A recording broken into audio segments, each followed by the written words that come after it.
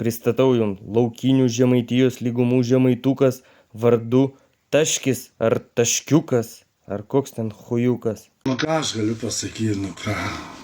Žodžiu, liaudiškai vadinamas myžnius, triznius ar bailiukas. Praeitą kartą pratinau prie puponų, dabar dėsiu pobalnį, voltažiruotinį mažą balniuką, užveršiu ir pabandysiu jį pavaikyti. Taip pat ieškosime spragų ir žiūrėsim, ko jis labiausiai bijo. Pobalnis, kaip matote, yra mažesnis už puponą, tad nėra jam labai baisus. Pradžiai žirgui duodu pobalnį pauostyti, patyrinėti. Tada su juo paglostau petį, matau žirgo reakcija normali, todėl drąsiai dedu jį ant nugaros. Bet dedant nereikia atsipalaiduoti, nes žirgas gali bet kuriuo metu išsigąsti ir šokti į priekį. Tada tokius pačius veiksmus atlieku su voltažiruotiniu balneliu, kuris yra mažesnis už normalų balną. Na ir aišku, supažindinu su pavarža, kad jinai gali ir skambėti ir skleisti kažkokius tai garsus. Duodu pauostyti žirgui ir žiūriu jo reakciją.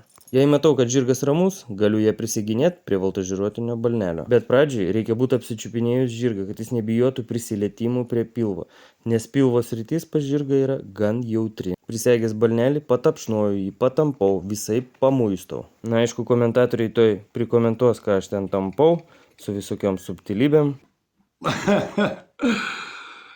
Žodžiu, grįžtam prie temos. Uždėtas balnelis, žirgas bėgdamas į jį reaguoja normaliai. Atėjo laikas pasižiūrėti, kaip žirgelis reaguos į mane, kai aš elgiuosi ne taip jau ir natūraliai.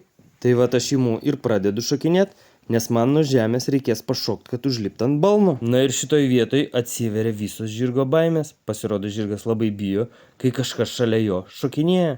Kas nešokinės, kas nešokinės, kas nešokinės, tas pridaras. Paaiškysiu, jeigu jums nedaaišku kitiem, tai viskas aišku. Kai matau, kad žirgas nebereaguoja, nustoju šokinėti, vadinasi treniruotė baigta.